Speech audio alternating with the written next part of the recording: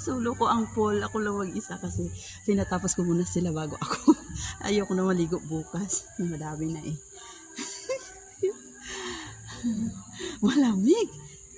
Grabe ang lalim. Kahit dito ako sa mga pangbata, medyo malalim na din ako. Tingnan.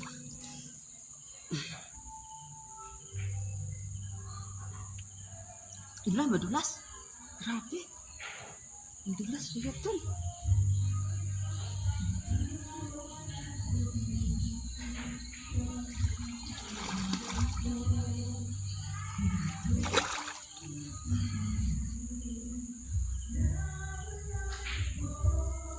Na ikaw at ako ay... Ha? Nagpatulog kay Max. Nagpatulog kay Max. Lalabas ba yun? Sa kabila.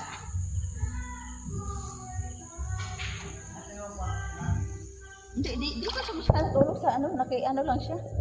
Kasi wala naman sila na April.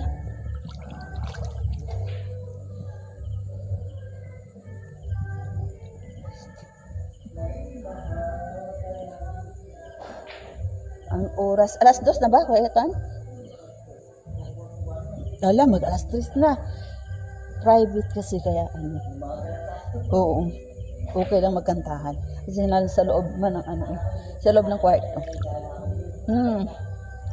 Kaya nga eh. Ako nga din, abutan ako ni Kay. Sabi niya, kanta ka pa, atis dito kayo naman. Nag-agawan pa kami ni Max ng microphone, sabi ni Max.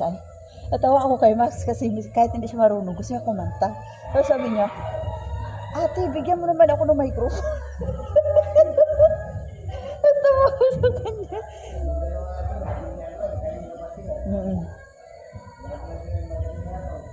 Gusto ko din magbilyar eh.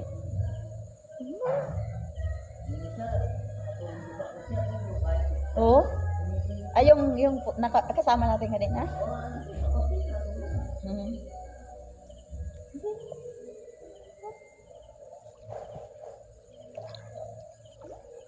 Sino kayo umanta nun? Ang galing ilang kumanta eh.